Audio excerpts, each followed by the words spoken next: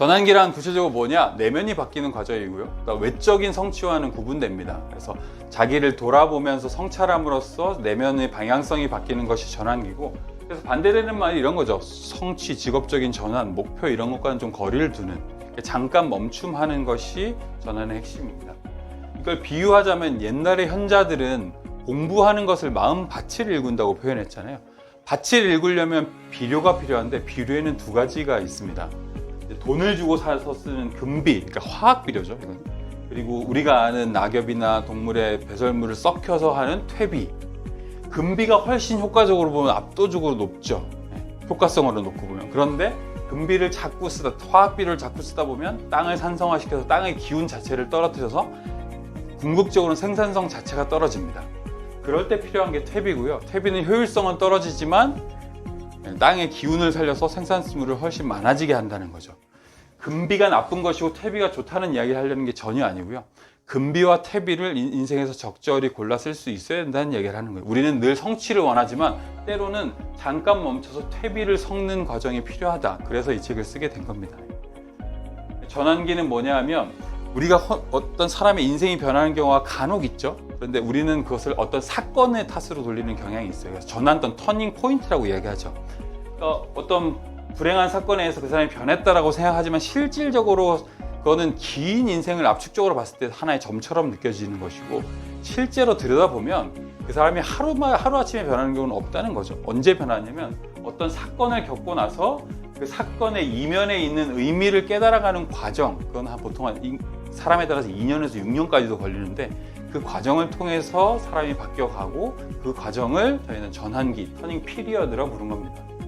한 사람이 이렇게 평범하게 살아다 갑자기 도약하는 경우들이 있다는 거죠. 뭐 간디나 폴 고겐 같은 사람들. 제 관심사는 사실은 아인슈타인이나 모차르트 같은 천재형이 아니에요. 평범하게 살다가 도약한 사람들의 이 블랙박스에 뭐가 있을까를 창문을 두고 봤더니 대략 패턴이 있더라는 거죠. 처음에는 외적인 사건으로 일어납니다. 어떤 안 좋은 일이 보통이라 100% 거의 안 좋은 일이에요. 누가 죽거나 배신을 하거나 아내가 이혼을 요구하거나 이런 거죠. 그런 사건이 내면으로 들어와서 어떤 각성으로 자리 잡는데 이게 모든 사람이 이렇게 되는 건 아니에요. 그리고 시간이 걸려요. 그것이 어떤 의미인지를 깨닫게 되고 그 깨달은 걸 내면을 가지고 와서 그것을 내면에서 실험합니다. 성찰하면서 이것 해보고 저것 해보고 이게 무슨 의미였을까 씹어보고 그러면서 충분히 성숙해서 각성이 커졌을 때 이걸 가지고 세상으로 다시 귀환하죠. 거듭납니다. 제 관심사는 이 중에서 많은 사람들이 관심사는 요 영역이었다면 저는 이 영역이었던 거예요. 모색. 도대체 2년에서 6년 동안 이 사람이 뭘 하냐는 거죠. 어떤 사람 책을 읽고 어떤 사람 여행을 떠났는데, 예를 들자면 간디 같은 경우에는 많은 책에서 이제 처음으로 남아프리카 공화국의 변호사로 선임을 받고 갈 때 기차 칸은 1등 칸이었는데 3등 칸으로 쫓겨나면서 결국 두드려 맞고 마리츠버그에서 하룻밤 지샌 것이 이 사람의 터닝 포인트였다고 이야기하는데 실제로 자서전을 읽어보면 그렇지 않아요.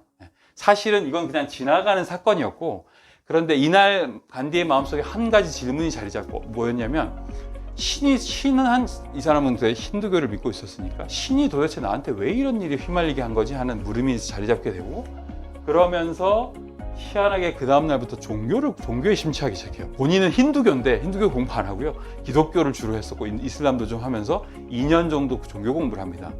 그러면서 본인의 힌두교까지 합쳐서 종교의 본질은 결국은 도덕이구나 하는 결론에 이르고 그걸 세상으로 끌고 들어와서 한 것이 이제 우리가 아는 비폭력 좌운동이 된 거죠.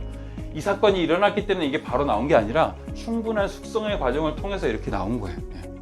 그래서 사람들은 도대체 뭘 통해서 변하는지 그 전환기를 겪은 사람들을 쭉 42명의 전환기를 추적해 봤더니 대략 9가지 도구들을 사용하더라고요. 어떤 사람은 책을 읽고 글을 쓰고 여행하고, 이 3가지는 보편적인 도구고요. 폴 고겐 같이 취미로 시작해다 점점 미치는 것들, 혹은 시골에 가서 사는 것, 꿈이나 상징적인 행위, 종교, 스승, 그리고 어떤 커뮤니티에 들어감으로써 삶이 바뀐다는 거죠. 그래서 이 책은 두껍습니다. 사실은 굉장히 두껍지만 부담 안 가셔도 되는 게 이 중에서 하나 골라 읽으시면 돼요. 본인한테 끌리는 거. 혹은 18명의 저희가 선정한 18 인물 중에서 자기한테 끌리는 사람 중심으로 읽어가면서 나한테 맞는 도구를 찾고 그것을 어떻게 전환으로 실질적으로 활용할 것인가 이렇게 고민하면 됩니다.